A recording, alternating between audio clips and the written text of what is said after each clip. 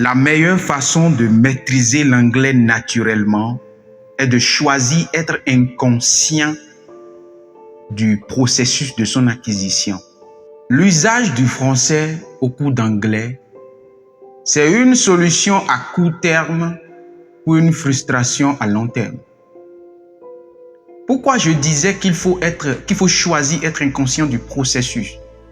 J'ai découvert que beaucoup d'Africains francophones exigent, ils adorent qu'on se serve du français pour les former parce que, tout le temps, le système éducatif, en tout cas qui a instauré l'apprentissage du français, a laissé un message implicite dans la façon de nous former. Le message implicite, c'est ils n'ont pas un cerveau adapté à l'apprentissage de l'anglais sans le français. C'est des bandes de noirs, d'accord, qui n'ont pas la capacité naturelle incorporée en eux pour maîtriser la langue anglaise comme le font les natifs américains.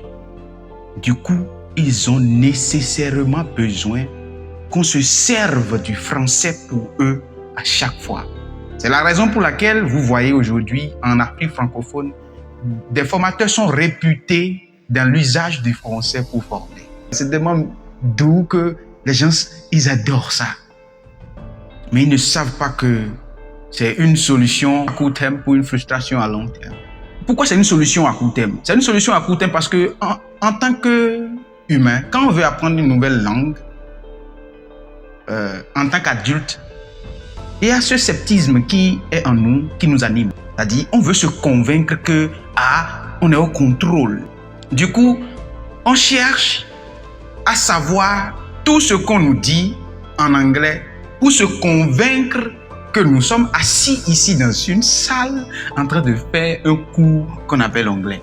Et la seule façon qui pourra les aider à aboutir à cet objectif, c'est qu'on se serve du français, qui est une langue qu'ils maîtrisent déjà, pour leur traduire ce qu'on leur envoie en anglais là, pour qu'ils disent ok, je suis en train d'apprendre. Chers amis, c'est horrible cette mentalité. Vous n'apprenez rien en fait. En fait, se servir du français pour prétendre apprendre l'anglais, c'est renforcer votre français avec l'anglais. C'est la raison pour laquelle vous avez des idées en français, mais lorsque on vous dit de les présenter en anglais, vous êtes coincé, gelé, comme un poisson dans le réfrigérateur. Peu importe l'éloquence, la façon dont on se sert du français pour vous former en anglais, vous finirez toujours coincé. C'est la raison pour laquelle vous dites « Oh, je connaissais le mot là, mais je l'ai oublié. » Je vais vous expliquer comment ça se passe quand vous apprenez l'anglais par traduction, ce qui se passe de façon exacte.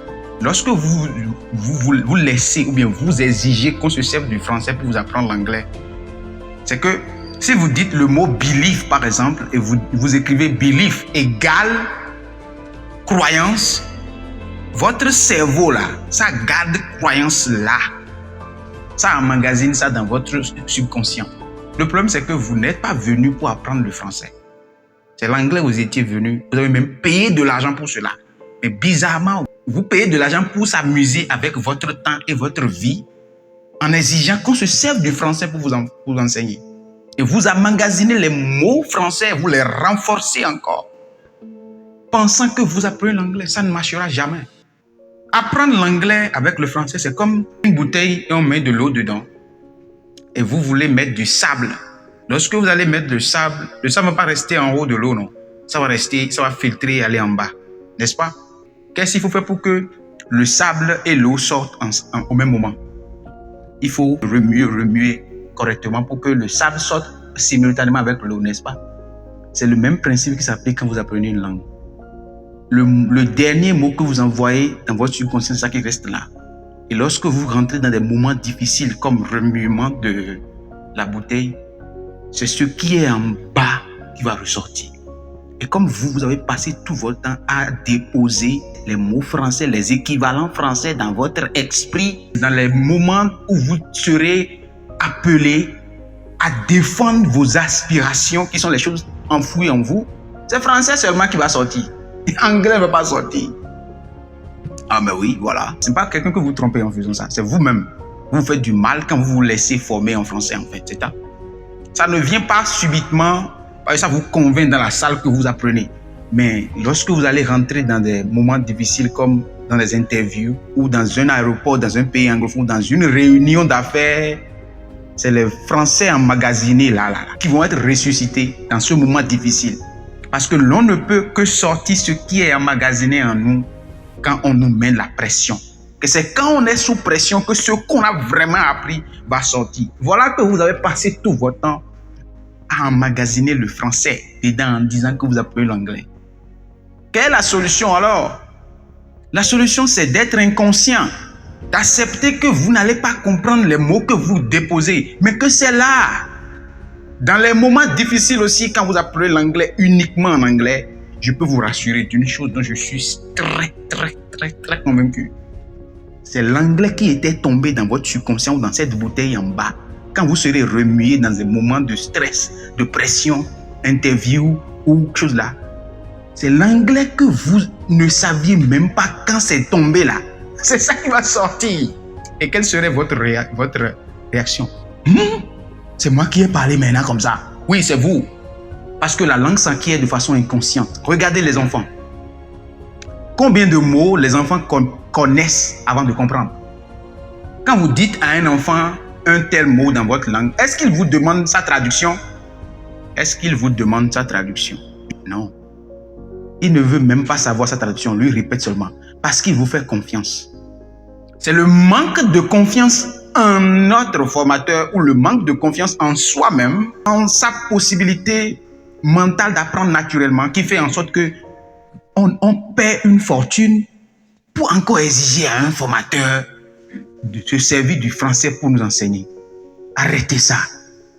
Oui, vous serez à coup thème du ce coup-là, ce monsieur, il est fort. C'est le français, il vous enseigne. Par contre, quand il vous enseigne l'anglais de façon naturelle, vous apprenez les mots, les expressions de façon naturelle.